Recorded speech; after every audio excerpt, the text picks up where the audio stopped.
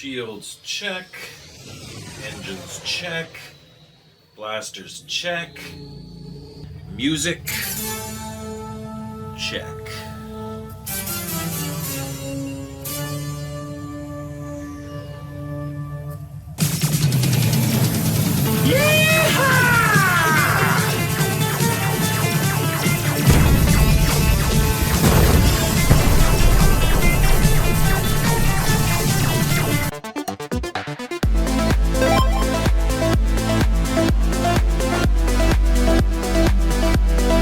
Welcome to Mike's Gaming Gala. I'm Mike, and this week we're looking at Gyrostronomy, or is it Gyrostrology for the Vectrex, published by VectrexMulti.com.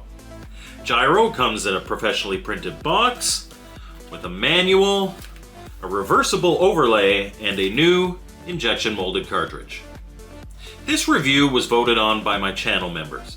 Each month, members get to vote on a game that I have to review the following month. Last month, Casey, the Intellivision gamer, was super kind and gifted 5 memberships to my channel, and I thought for sure that the Intellivision game would win, but the power of the Vectrex was too strong.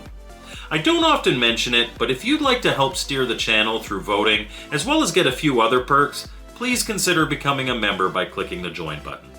For small channels like me, it's a huge help, and I appreciate it so much. Alright, enough of that, we have a game to review. Starting up your system, you come to a menu that prompts you to pick playing either Gyrostronomy or Gyrostrology. Note that I'm not using the overlay as it allows me to get clearer footage of the game itself.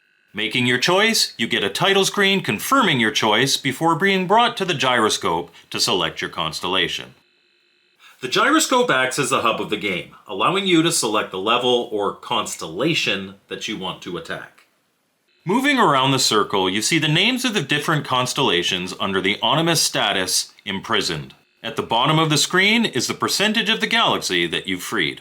Choosing a constellation, your ships enter the battle area, and it won't take you long to realize that Gyrostronomy and Gyrostrology are games styled after the super popular arcade game, Gyruss.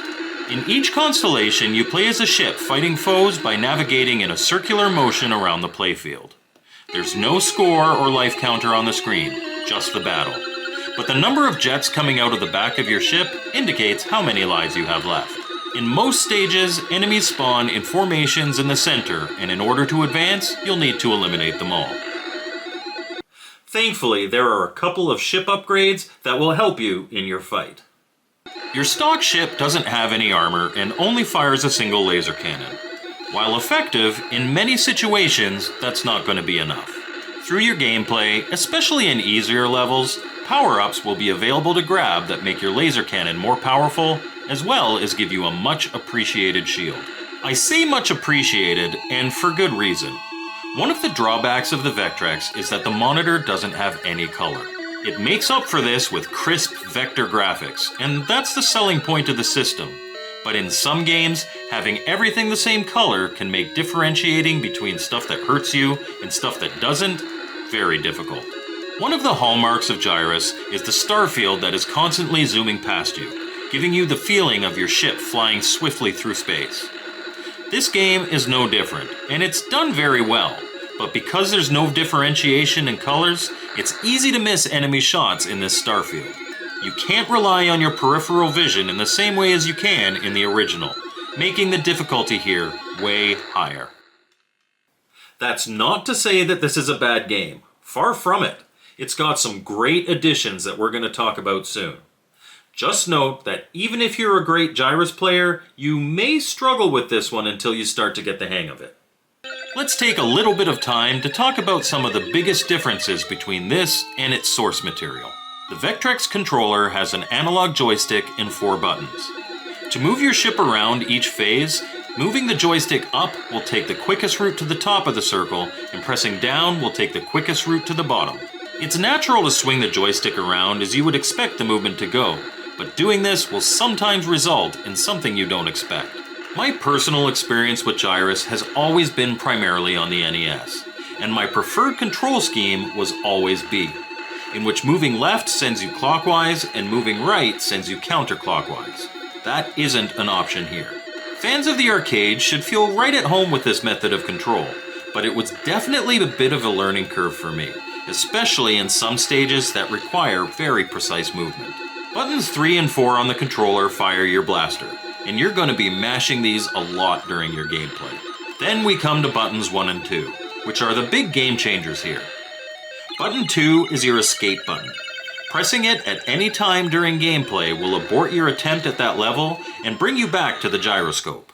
If at any point you feel like the difficulty level is too much for you, hit this and you'll escape to safety. But there's more to it than just that. When you escape back to the gyroscope, you bring back any power-ups you had with you. This presents a level of strategy where for tough stages that require upgrades, you can play easier constellations until you get a shield and double blaster, and then abort back to the hub in order to take on more difficult levels, starting with those advantages. It's a really unique game mechanic that, until you've played for a while, is easy to forget. The amount of times I was kicking myself for not using it on certain constellations is hard to count. Especially when it comes to the double blaster, you'll need it in order to destroy some enemies and obstacles. The other big change is button 1. Button 1 instantly switches you between the two twin battles, Gyrostronomy and Gyrostrology. Remember at the start of the game we had to choose which battle we wanted to enter? Well, that choice leads to 2 different gyroscopes, each complete with 12 unique constellations, giving you a total of 24 constellations to choose from. You don't have to worry about your choice limiting you though. At any point, you can press button 1 to switch battles and play as your sister ship, including during combat itself. From a gameplay perspective, there isn't any difference between the two, but visually there's a slight difference to your ship and your blasters sound a little different as well. If you switch during combat, you remain in the constellation you're in, but play as the other ship. However, if you abort the mission or beat it, when you return to the hub, you'll be in the other gyroscope. This allows you complete control over the order in which you attempt to free constellations, as well as giving you the opportunity to clear the entire game in one playthrough if you're good enough. Certainly no easy feat. Alright. Last but not least, let's look at some of the variety of encounters that you'll get to experience. Each constellation has multiple stages within it. The goal when you enter is to clear all of them in order to free that sector. Most of these are pretty standard Gyruss fare, enemies in the middle of the playfield that need to be destroyed in order to advance. Anyone that's ever played Gyruss before will be very familiar with these stages. Other stages have dense belts of debris and rocks that your foes will use as blockades to protect them. These orbiting shields can be overcome, but they take a lot to do so. Your best bet is to maneuver to gaps in these defenses in order to shoot the enemies hiding behind them. Be careful though, as enemy fire easily passes through them, meaning you're still vulnerable to attack as if they weren't there at all. There are similar stages which have solid force fields that can't be worn down, but functionally they're the same. They only protect your enemy, not you. The next type of stages you'll encounter are known as planar fields. These are areas containing those impregnable force fields where your only way to get through is to navigate through tight passageways and get around them. For me, these are some of the most fun stages in the game, and in many ways they remind me of playing Vectrex, which is a game I love. However, here is where my lack of comfortability with the control scheme really gets amplified. Your movement has to be near perfect in order to get through these stages, and they're certainly doable, but in tight spaces where confidence is key, it's easy to be unsure and fly right into a force field. Again, not the game's fault, but something to note if you're like me and are more used to other control modes. Then, of course, we have boss fights. During these, it's not always immediately apparent where the boss is vulnerable, and they're usually protected by several mobile force fields that can make these battles grueling tests of endurance. But if you can last long enough to get through them, you'll have freed that constellation and returned to the hub to take on another one. When you've lost all your lives, you get a game over screen that shows you what percentage of the galaxy you've freed.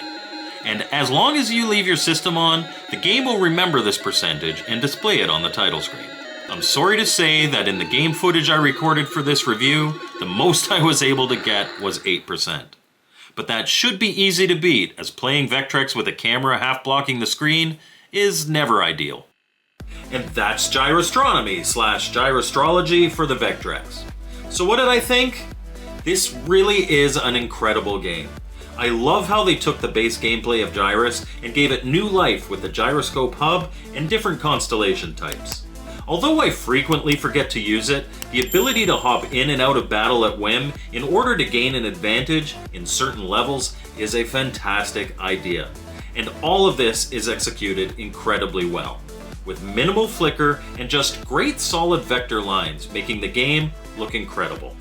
Obviously, being the Vectrex, there's no color here. And I do see that as a drawback, since it can sometimes be difficult to differentiate what you need to avoid from the background while in the din of battle.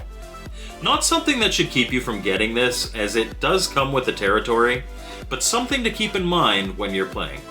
I also would have liked the option of a second control scheme, but again, unless you're super used to the NES Gyruss like I am, that shouldn't be a problem and is certainly not a deal breaker. I love this game, and I'm really looking forward to playing it more and getting better. Whether you're just playing for a little bit or sitting down for hours, this will keep you entertained, and I give it my full recommendation. Thank you for watching my video, I hope you liked it, and thank you so much to my channel members who chose this game for me to review. I had a lot of fun with it, and I appreciate your support so much. As always, my contact info is in the description, and we'll see you next time on Mike's Gaming Gala.